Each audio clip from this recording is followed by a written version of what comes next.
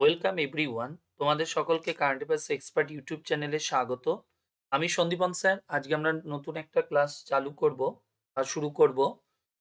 খুব গুরুত্বপূর্ণ কোশ্চেন, ভালো করে দেখো তোমরা। তার ফার্স্ট কোশ্চেন আমরা স্ক্রিনে দিয়েছি আমি।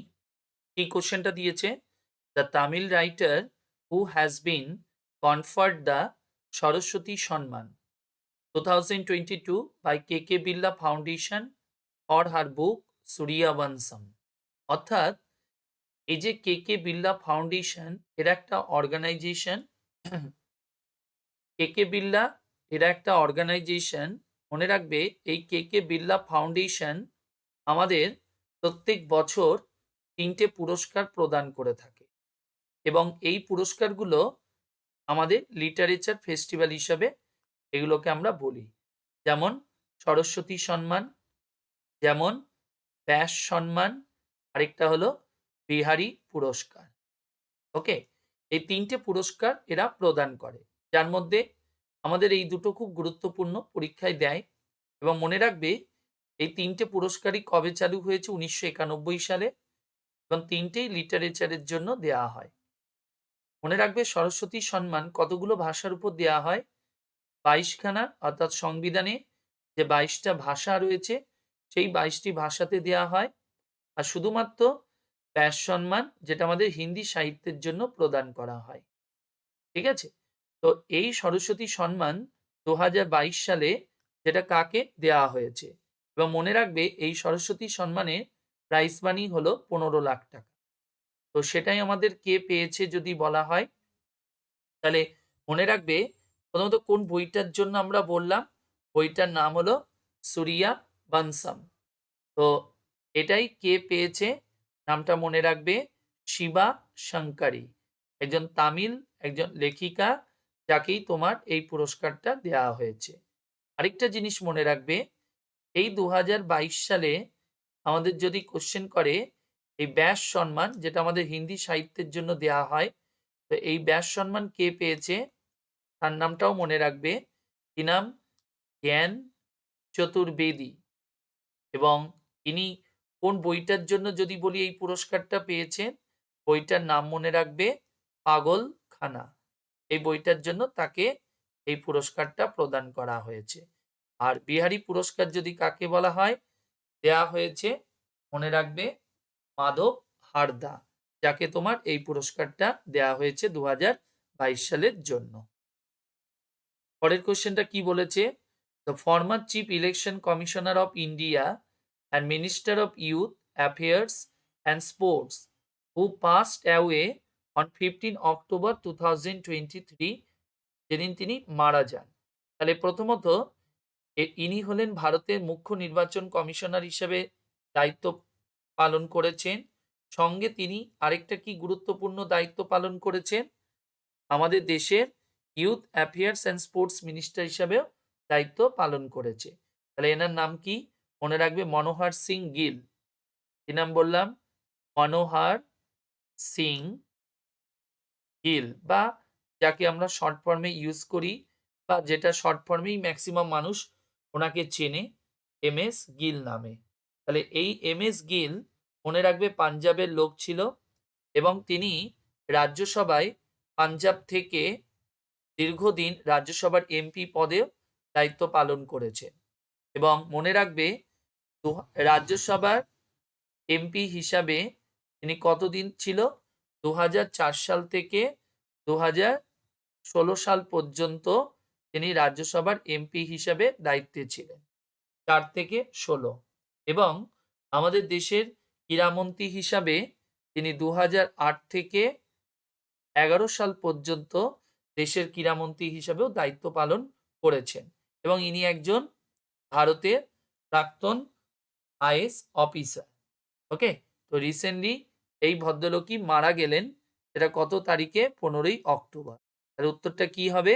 মনোহর সিং গিল, তাহলে বা এম.এস. গিল। পরেরটায় আসি আমরা। পরের কোশ্চেন কি বলছে? The venue of 141st session of International Olympic Committee held from 14 to 17 October 2023. তো মনে রাখবে, কিছুদিন ধরে দেখবে আমরা একটা জিনিস খুব শুনছি যে ভারতবর্ষে নাকি অলিম্পিক গেমস হতে পারে। তো অ্যাকচুয়ালি এই আইওসির যে মিটিংটা 141তম যে সেশন, যেটা আমাদের কোথায় হয়েছে মনে রাখবে, মুম্বাইতে অনুষ্ঠিত হয়েছে। এবং সেখানেই ভারতে যাতে অলিম্পিক খেলা পরিচালনা করা যায় সেই প্রস্তাবটা দেওয়া হয়েছে। তো এই সেশনটা কবে হয়েছে? 14 থেকে 17ই অক্টোবর। তাহলে আমাদের যদি বলা হয় এই যে অলিম্পিক গেমস, এই অলিম্পিক যদি আমরা বলি প্রথম কবে শুরু হয়, তাহলে মনে রাখবে অলিম্পিক আমাদের প্রথম যেটা হয়েছিল এটাকে আমরা বলি অ্যানসিয়েন্ট, এবং যেটা আমাদের কবে শুরু হয়েছে 776 বিসি থেকে 394 এডি পর্যন্ত অলিম্পিক হয়েছিল। এবং এরপর অলিম্পিক খেলা আমাদের বন্ধ হয়ে যায় এবং প্রায় 1500 বছর পর 1894 সালে আমাদের কি তৈরি হয় মনে রাখবে, আইওসি গঠন করা হয়। আইওসি মানে এই যে ইন্টারন্যাশনাল অলিম্পিক কমিটি। তাহলে আইওসি কবে তৈরি হয়েছে? 1894। এবং এদের হেডকোয়ার্টার যদি বলা হয় তাহলে মনে রাখবে এদের হেডকোয়ার্টার হলো লুসেন। এটা কোথায়? সুইজারল্যান্ডের একটা শহর যেখানে এদের হেডকোয়ার্টার। আর এই মুহূর্তে এদের প্রেসিডেন্ট যদি আমরা বলি তাহলে মনে রাখবে থমাস থমাস বাক। ইনি হলেন আইওসির বর্তমান সভাপতি। আর কি মনে রাখবে, এই আইওসি প্রথম যে খেলাটা পরিচালনা করে অর্থাৎ তৈরি হবার পর, সেটা কবে মনে রাখবে 1896, যেটা কি আমরা কি অলিম্পিক বলি? Modern Olympic. এবং এই মডার্ন অলিম্পিক আমাদের কোথায় হয়েছিল? প্রথম মনে রাখবে এথেন্সে অনুষ্ঠিত হয়। তাহলে আমাদের যদি কোশ্চেন করে প্রথম আধুনিক অলিম্পিক গেমস কবে শুরু হয়েছিল? 1896 সালে এথেন্সে। এবং এরপর থেকে অলিম্পিক খেলা আমাদের প্রত্যেক 4 বছর অন্তর অনুষ্ঠিত হয়। এটা কি বললাম? Held in every 4 years. প্রত্যেক ক বছর অন্তর? 4 বছর অন্তর এই খেলাটা আজও পরিচালনা হচ্ছে বর্তমানে। খুব ভালো করে এটা মাথায় রেখো। পরীক্ষায় দেয় অলিম্পিক ক বছর অন্তর করে হয়? 4 বছর। তাহলে আধুনিক অলিম্পিক কবে হয়েছে? 1896। আর অলিম্পিক শুরু হয়েছে যদি বলে 776 বিসিতে হয়েছে। তাহলে আমাদের লাস্ট অলিম্পিক হয়ে গেল কবে? 2020 অলিম্পিকটা, যেটা আমাদের 21-এ হলো। কোথায় হলো? টোকিওতে হয়ে গেল। তার মানে এর পরেরটা কবে হবে? 2024-এ। যেটা আমাদের কোথায় হবে? প্যারিসে অনুষ্ঠিত হবে। তারপরে আমাদের 28-এ যেটা হবে মনে রাখবে লস অ্যাঞ্জেলেসে হবে, ইউএস এর লস অ্যাঞ্জেলেসে হবে।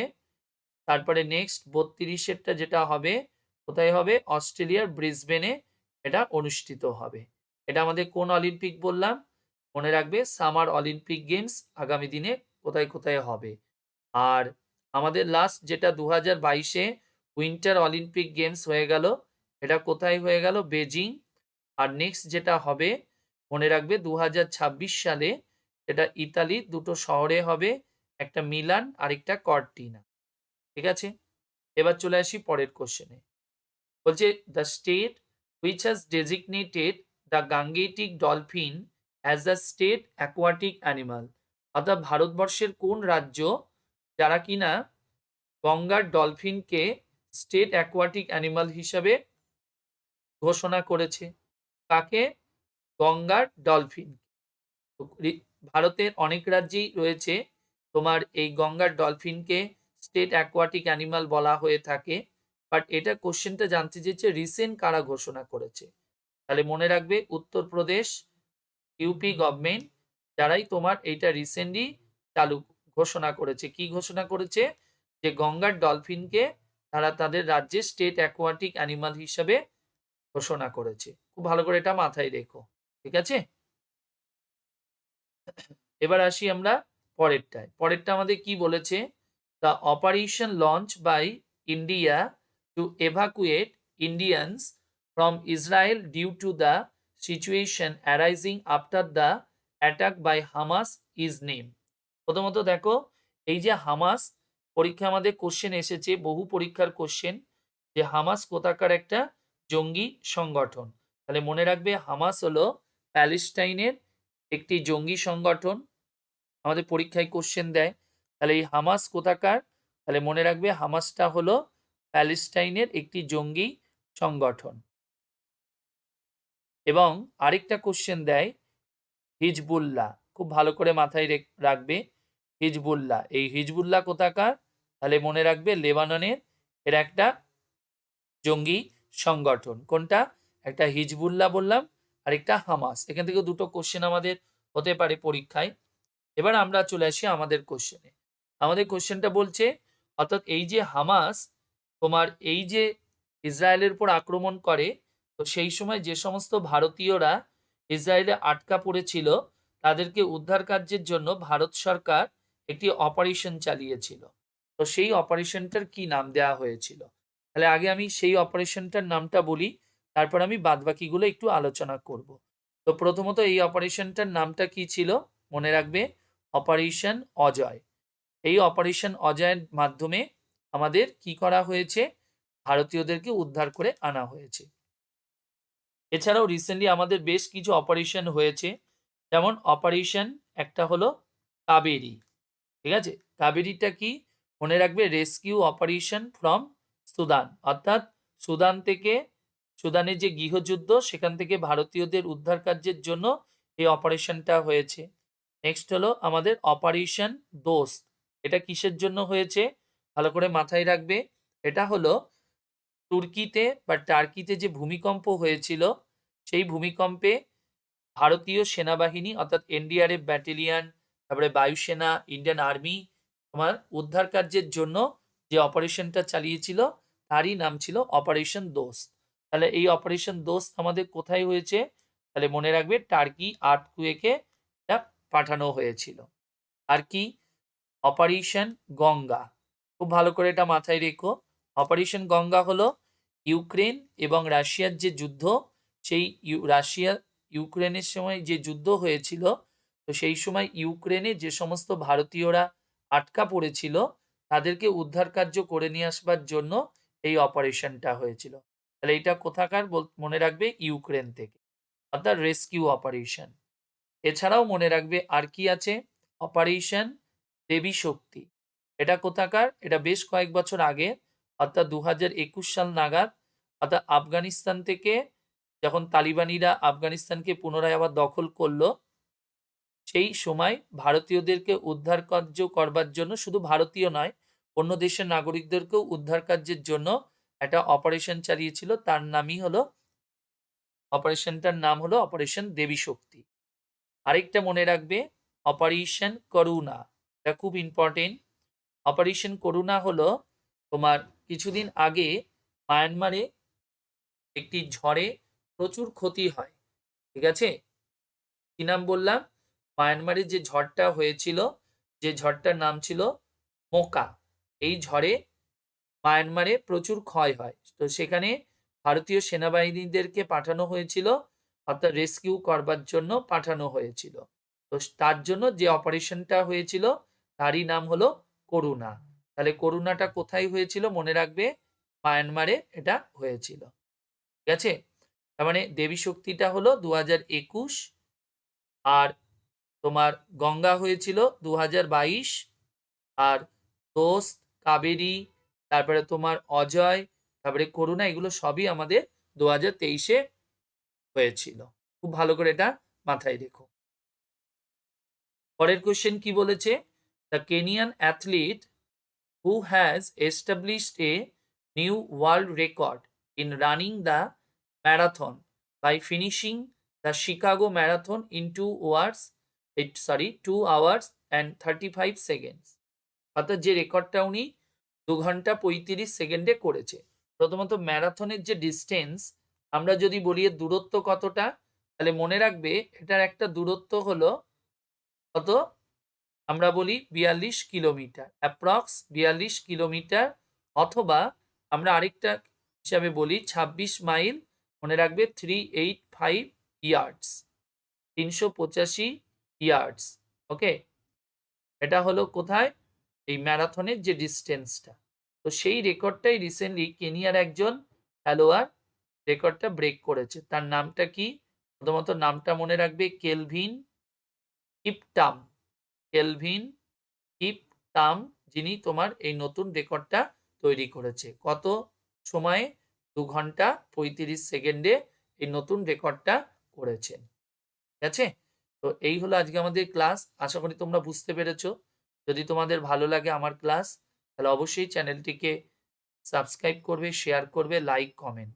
আর এই ক্লাসের যে পিডিএফ, যেটা আমার টেলিগ্রাম চ্যানেলে দেয়া থাকবে, তোমরা সেখান থেকে ডাউনলোড করতে পারো। আমার টেলিগ্রাম চ্যানেলের যে লিঙ্ক, যেটা ডেসক্রিপশন বক্সে দেওয়া আছে, WBCS ডিমার, সেখানে তোমরা জয়েন করতে পারো। সকলে ভালো থেকো। Bye, tata.